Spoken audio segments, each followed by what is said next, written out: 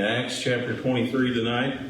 Making your way over there in your Bibles. Hopefully you've at least skimmed over it and have an idea of what we're going to be talking about tonight. If you haven't, maybe you can do that while we look at the first question here and get some good discussion going.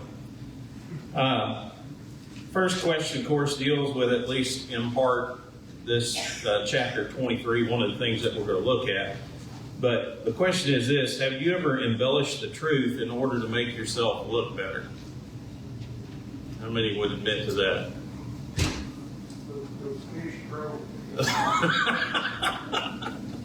Yeah, if you're a hunter or you're a fisherman, you better be raising your hand.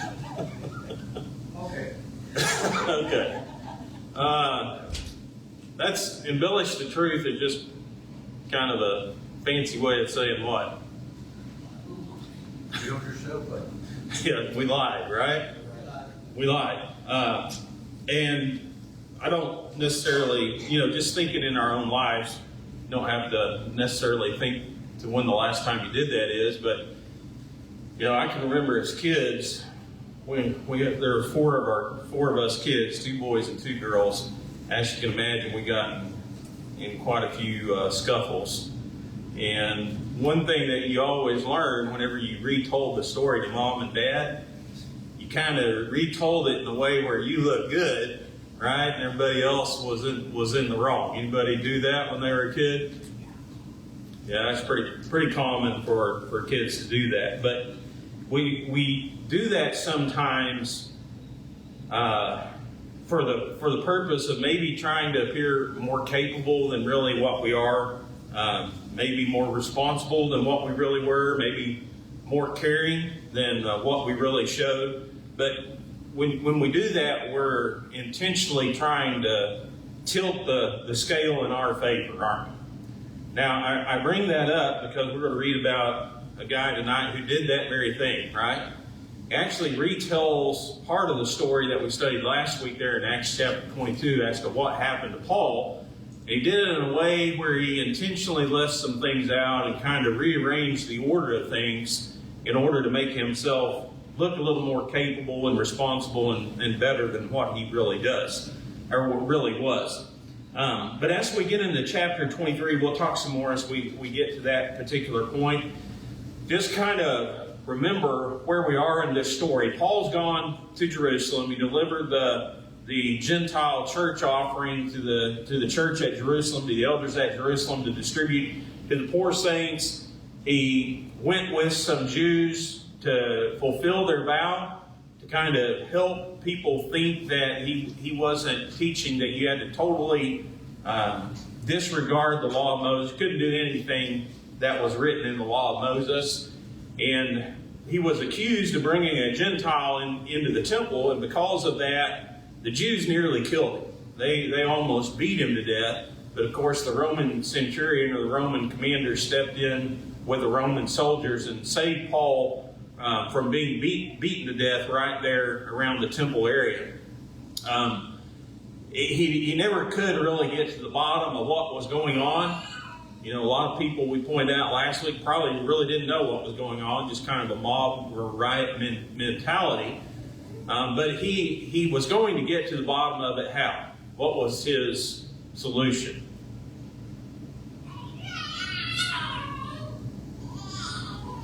Try to, kind of beat it out of Paul, basically. Yeah, he commanded Paul to be beaten so he could figure out what was really going on here, why the people were so angry with him. And of course, Paul brought it to his attention that he was a Roman soldier, and so he quickly decided to throw that plan aside. And instead, what we read in verse 30 there at the end of chapter 22, Acts chapter 22, verse 30, it says, "The next day, because he wanted to know for certain why he was accused by the Jews, he released him from his bonds and commanded the chief priests and all their council to appear, and brought Paul down and set him before them." So, we'll not go into the details of the first speech that Paul made last chapter in Acts chapter 22, but at least now Julius is to the point here where he is once again trying to figure out what's going on. The way that he's going to do it is he's going to make Paul appear before the Sanhedrin council. And so they're going to get to question him and kind of, bring out their accusations against him so he can kind of get to the bottom of this, figure out, where Paul is and what needs to be done in this particular case. So Paul is standing in Acts chapter 23 before the Sanhedrin council. And Ananias, what order does he give there in verse 2 of chapter 23?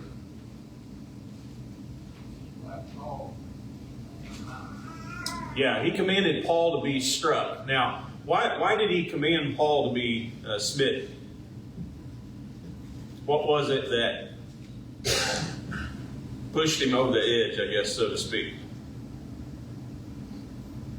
Paul said, got a good job. Yeah, Paul, the first thing that Paul says when he stands before the Sanhedrin council and he's allowed to speak is, he said, I've lived with a good conscience up to this day. And why do you think that would have made the high priest, and not even just the high priest, but all of these Jews, why would you think that would have made them angry?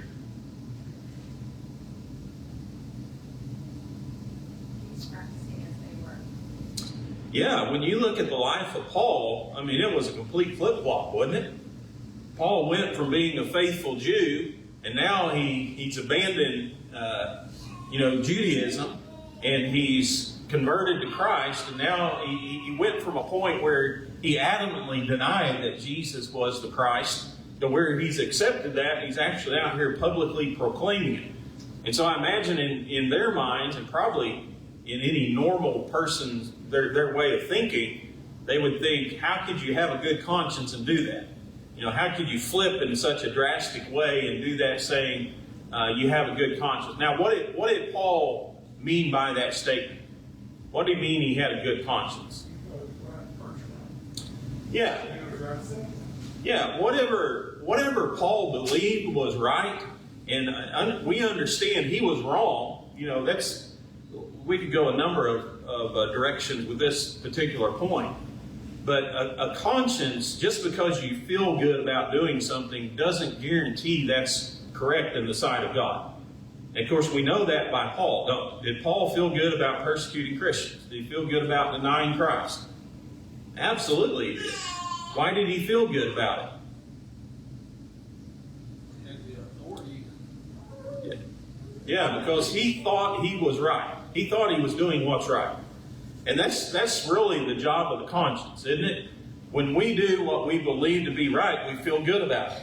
When we do what we believe to be wrong, we feel badly about it. Now, just because we feel good about something doesn't mean our conscience is in line with God's Word. But it's kind of a safeguard that God has given to us. And that was Paul. Whatever Paul believed was right, that's what he did. And that was true when he was persecuting Christians. That's true now as he's standing before the council preaching Christ. So basically the high priest, I guess we could probably surmise that he interpreted Paul's statement here as blasphemous. Because the fact that he had so drastically switched and given up and forsaken Judaism and now is preaching Christianity. So question number 3, what does Paul say in reaction to the high priest's illegal command? First of all, let's do this. Why was it illegal for the high priest to command Paul to be smitten? Was it illegal?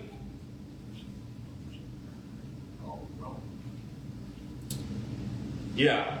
So Paul points out in verse 3 there, he says, do you command me to be struck contrary to the law? So Paul recognized this was a violation of law. I think, was that you said he was Roman? Who said that? Gary? Okay, so what did the law forbid doing to a Roman citizen? You could not punish them until they had a fair trial. So here he is commanding him to be smitten, and he hadn't even had a trial yet. Smitten for what? I mean, what's he guilty of? What law has he violated or broken? And so he's clearly commanding something that is illegal. And how does Paul address that situation? What does he say in regards to that?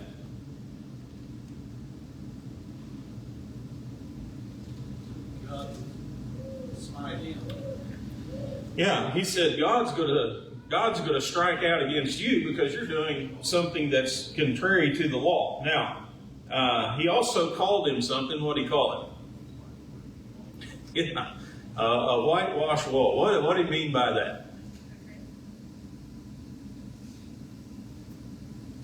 Think of any other places where that kind of illustration is used in the Bible?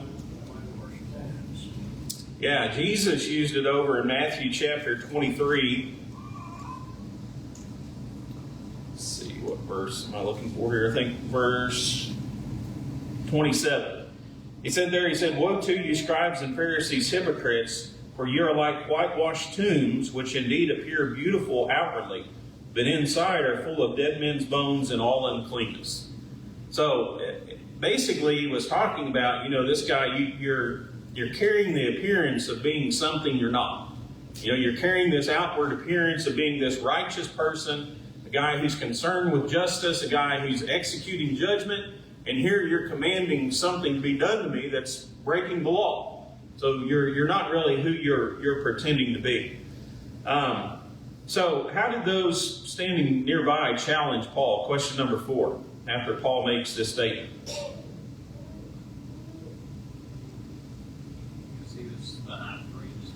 Yeah, so they basically point out, they say, well, you've rebuked the high priest. Is that something that you're comfortable doing here? Well, it's backing up here into verse 3, the violation of the law. He was talking about the Mosaic law, but he wasn't talking about Roman law at this point, was he? Yeah, well, it probably wouldn't make much difference to the Jews that it was Roman law, but yeah, even Mosaic law demanded, demanded conviction before punishment. And so, you still, what's that verse in Exodus? Way back there in Exodus somewhere. But yeah, there's a verse that kind of, I think, outlines that particular point. But yeah, it was a violation of Jewish law. It's a violation of Roman law too. So they informed him that he had rebuked the high priest. And why does Paul respond the way he did to that challenge? Well, how does he respond to it? Yeah, he said, I didn't know he was the high priest. Now, here's one of those questions that, some of these things I don't think I ever have a real firm conviction about, but some people really do. So I'll give you a chance to kind of speak your mind tonight if you do. Do you think that some people believe that Paul was using sarcasm here in this response? And some people believe that he was actually genuinely did not know who this individual was. Anybody have a firm conviction one way or the other about that? I find it hard to believe he would know who the high priest was. Yeah, there's a couple of things that are usually pointed out. I think we talked about last year. Paul's, he's 25 years removed from his conversion. He doesn't hang around Jerusalem a lot. So would he have known the high priest if he ran into him? I don't know if he would or not. Some people talk about Paul's eyesight. Some people believe that he had poor eyesight. That was his thorn in the flesh, and so maybe he couldn't see across the room and recognize who that was who made that statement. There's a question. In first one talking, looks straight at the Sanhedrin. Are all the Sanhedrin council high priests, or is there a hierarchy in that? Well, they're not all high priests, but they're certainly rulers, aren't they? So I don't. This is one of those things. Like I said, I've never really had a firm conviction on it. I can see both ways when people start talking about it. But he knew that he was sitting in a place of judgment, didn't he? Because that's what he says to him. He says, here you are sitting in a place of judgment, and now you're commanding me to be smitten contrary to the law. So he evidently knew that he occupied some seat or some position of power. Maybe he didn't know that it was the high priest, though. But he did know the scripture that said what? At the end of number 5, or verse 5, it said, "Thou shalt not speak evil of the ruler of thy people." Yeah. So he did know that, didn't he?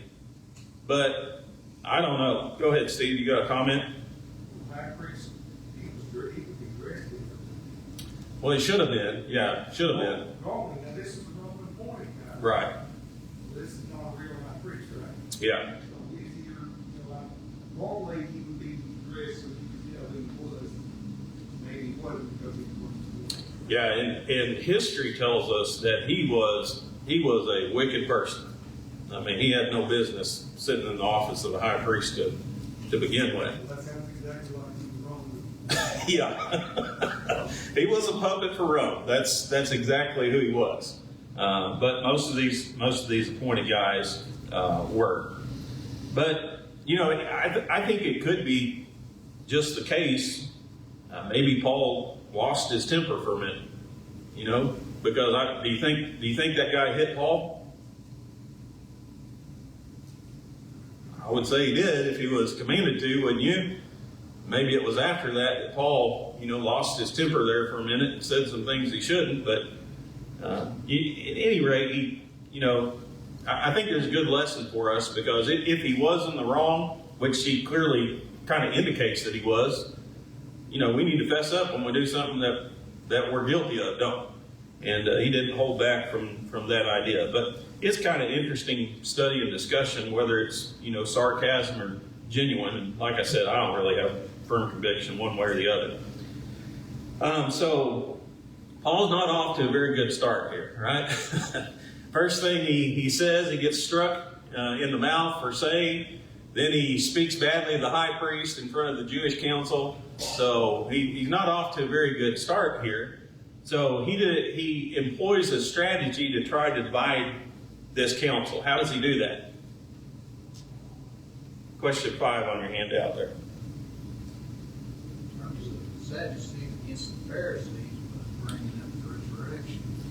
Yeah. So he stands up and he says there in verse 6, he says, "Men and brethren, I am a Pharisee, the son of a Pharisee. Concerning the hope and the resurrection of the dead, I am being judged." Well, the Bible says part of the group were Pharisees, part of the group were Sadducees, and they got into a big argument over it. Why? If you're a Sadducee, you don't believe in the resurrection, you don't believe in spirits, you don't believe in angels. But the Pharisees did. So, Paul has already told them about how last chapter, he had this heavenly vision. He saw a spirit. He's out here preaching about the resurrection of the dead. And all the Pharisees are like, yeah, right on. This guy hadn't done anything wrong. Just keep on doing what you're doing. But here's kind of an interesting thing, too. Paul says, I am a Pharisee. Was he a Pharisee?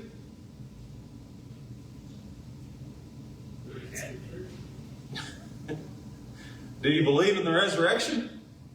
Do you believe in spirits? Do you believe in angels?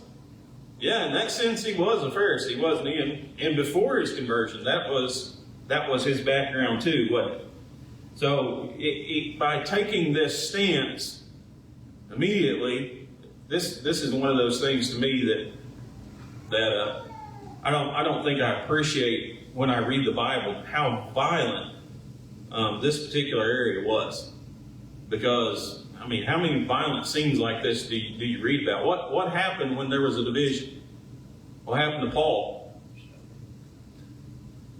Well, they were going to pull him in half, the Bible said. One were pulling on him this way, and the other were pulling on that way, so the Roman commander and the soldiers had to run down to rescue Paul again.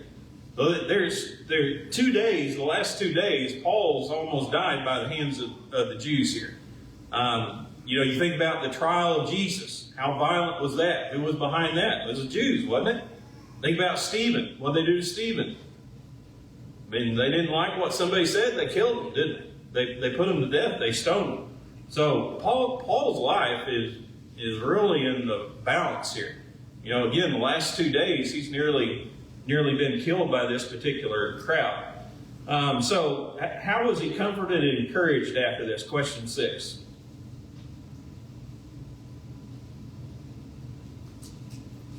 He had to know how dangerous of a situation he was in, right? He was in the heart of Judaism. They almost killed him the day before. This day he's almost pulled in half. So how does he get comfort? Lord stood with him and spoke to him. Yeah, and what did Jesus tell him? Yeah. He said, don't be afraid. You're going to make it to Rome. You're not going to die here.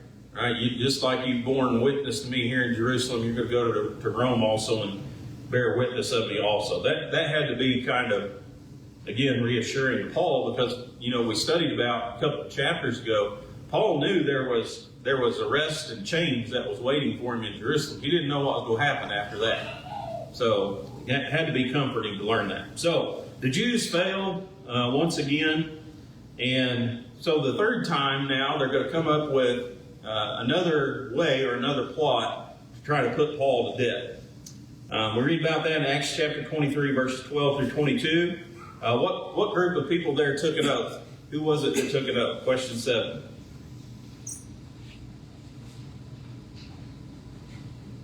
Certain group of Jews. Yeah, a certain group of Jews. Now, this is one of those neither right nor wrong answers. Which group of Jews do you think this might have been?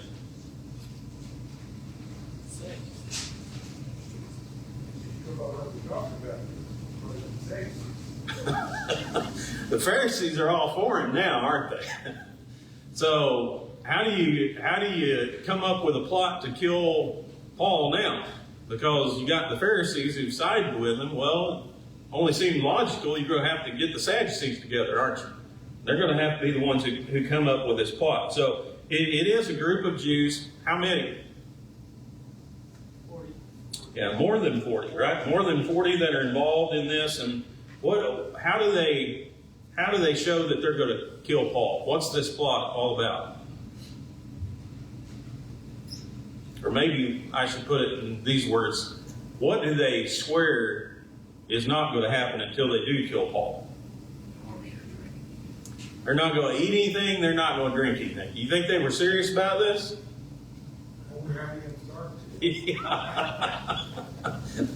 But what they did, it was no small thing that they were doing here, because they put themselves under an oath. In the original language, that's I think I've talked before about the word anathema, but it literally means cursed of God.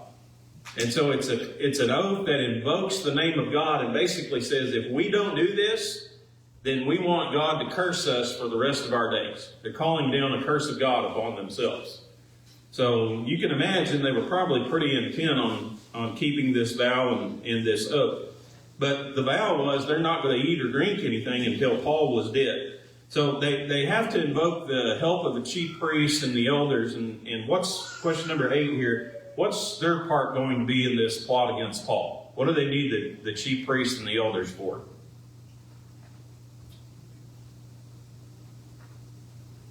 And then bring Paul back.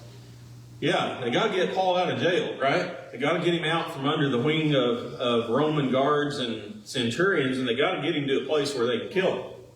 And so they approached the chief priests and the elders of the Jews, and they basically said, we need you guys to push your weight around here, use your authority, and get Paul back down here in front of the council again tomorrow. You go to the Roman commander and you pretend that you got some more questions that you'd like Paul to answer, and have him promise to bring Paul down to us tomorrow. And while they're bringing Paul down to the council, we'll make sure that he dies. We'll make sure that he gets put to death. But they needed to hire up to make sure that plan was set into motion, get Paul again out in the open so they could kill him. So question number 9, Paul's nephew hears about the plot, and what does he do? Goes and tells Paul. Yeah, he goes and tells Paul, and what does Paul do in reaction? Tell the centurion. Yeah, he sent him out higher up, didn't he? He said, this guy has a message, needs to go to the higher ups, and so sends him on up the chain to deliver this revelation of how these Jews have secretly enacted this plot to put Paul to death. Kind of brought something to mind here when I was looking over this, but Paul already had divine assurance that he was going to make it to Rome, right? He knew the Jews weren't going to kill him. So why would he do anything about this? Human. it's always, you think again about humanity, but a lot of times we read things in the Bible, promises that God makes to each one of us, and are those promises free from any personal participation? No, in other words, is it something that's just solely resting on the shoulders of God, and God doesn't expect us to react or interact in any way? No, and I think Paul understood that. I think Paul probably understood. God said I wasn't going to die. Here's a plan for my death. I probably should speak up and tell somebody and make sure that it gets scored. But perhaps he saw in his nephews overhearing this plot God's divine plan and revelation. And this was how God was going to rescue him and make sure he made it to Rome. But again, he didn't do that separately and apart. He didn't just say, well, God said this was going to happen. I'll just trust God. I'll just sit back and do absolutely nothing. And I think that's a good lesson for us too. If God tells us something, we believe it, we ought to act upon it when information comes into our possession. So, question 10, how did the commander respond? The nephew goes in, tells the commander, how does he respond to the information he's given, and what does he tell specifically Paul's nephew? Tell anybody what you told me. Yeah, don't tell anybody what you told me. Why do you think he would have told him that? First thing would be probably just keep him from getting killed, right? Because these guys found out he was a snitch. They weren't above killing anybody. So they would have got mad at him and probably directed their anger toward him instead. Did it make you wonder, which there's no way about it, make you wonder how old this nephew was that said he took him by the hand? Yeah. They were a child. Yeah. And why, and here's another aspect, but why were they so willing to listen to him? Man, yeah. But if he was a small child, you could understand that a little bit more. Because here's a kid and said, listen, here's what I heard. Well, you'd probably be more apt to listen to that and be concerned about that than you would from probably a person who's, matured in the Christian faith. And that's kind of a question too here. There's always a question of Paul's family. Were they Christians or were they true Jews? Because if they were true Jews, they probably would have had a lot more influence and pull. But maybe not. Go ahead.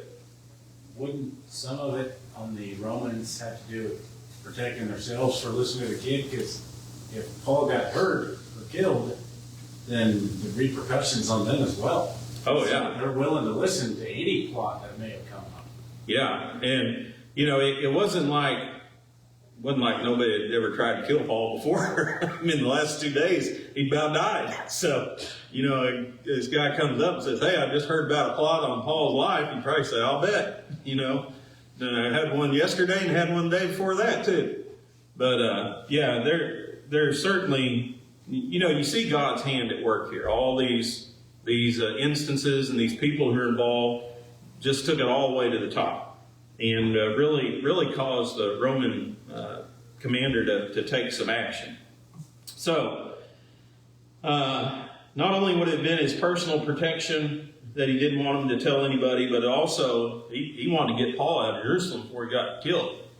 And so if they knew this plan wasn't going to work, they probably would have had another plan or enacted another one to try to kill Paul before he got out of Jerusalem. Question 11 here on your handout. What orders does the commander give to get Paul away from danger?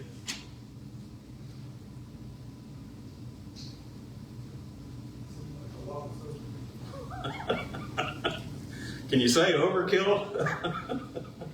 Yeah, how many soldiers does he assign to escort Paul?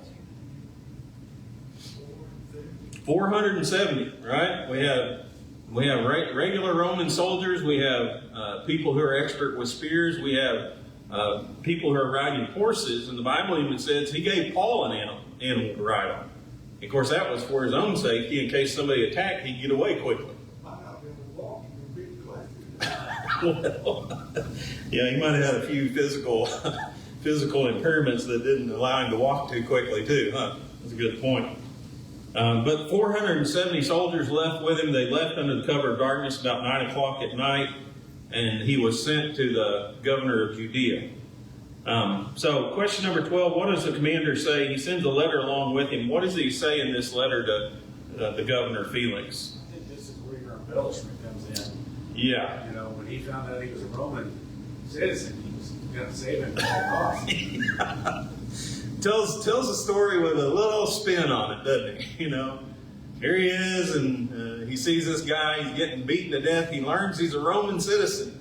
So when he learns that, he rushes to his rescue, right? He and his soldiers pull him away from the crowd and lead him away and rescue him out of the hands of the mob. Well, that wasn't quite how it happened, was it? There was an important thing that he forgot that he left out of that letter. What was that?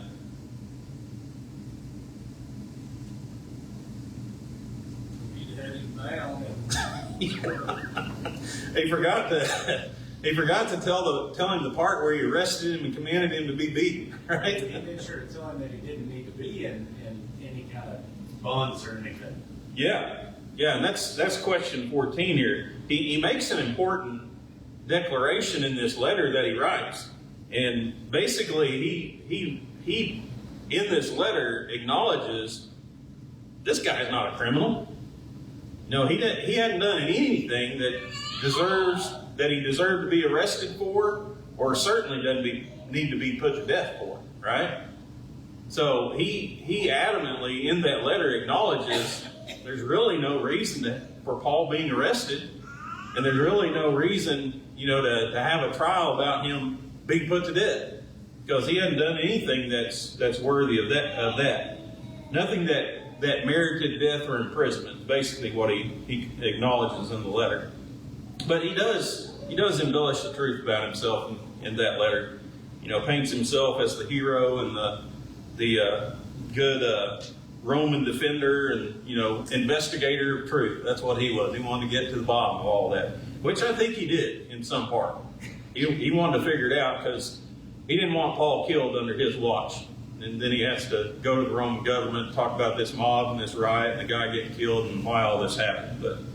So question 15, after Felix learns that Paul was from Cilicia, what did the governor determine to do? Where'd he go? Where'd he send him? Send him to Caesarea. Yeah, he sent him to Caesarea, and after he gets there, Felix reads the letter, right? He determines, first of all, he asks him, what jurisdiction? Where are you from? And when he learned he was from Cilicia, what he figured out was, I'm responsible for this guy, So yeah, he'd been sent to him, but he was probably looking, is there anywhere else I can send this guy? Get rid of him and hand him over to somebody else. And then he figured out, no, I'm it. I've got to take this case and I've got to hear it. But where does Paul stay during this time? Kind of ironic here. Herod's palace. And kind of understand this, Paul isn't right now, and even on this journey to Rome and in Rome, is he really considered a prisoner? He got a lot of freedom, because he hasn't been convicted of a crime yet. And so he's got, to stay in Herod's palace. I think that's where most prisoners were kept. It's kind of a luxury here. I don't imagine he slept in Herod's bed or anything like that, but it was for his own protection, but also it was because he hadn't been convicted of crime yet. He wasn't considered a criminal yet. He was still kind of considered the trial process ongoing here. So, Lord willing, next week we'll talk a little bit more, study about Felix. Then we got one more guy to appear before, and then we'll talk about Paul going to Rome. Anybody got any comments or questions or anything before we end tonight? Was Paul or had he been a member of the Sanhedrin? Does it say anywhere that you're aware of? No, not that I'm aware of. Again, the fact that one of the things that people often allude to, and I can understand why you might jump to that conclusion, but obviously when Stephen's put to death, the Sanhedrin council is involved. And Paul's there holding the coats of the people who are stoning him. And he makes the statement in Acts 27, when Christians were put to death, I gave my vote. Literally, that's what it says in the original. It says, translating, I raised my voice against them, but literally I cast my vote against them. So a lot of people believe because of that statement, he was a member of the Sanhedrin Council, and he actually voted, and what happened to people because of it. But if he was, there's a lot of other interesting questions that come up too. You going there? We don't have enough time to chase all those rabbits. So.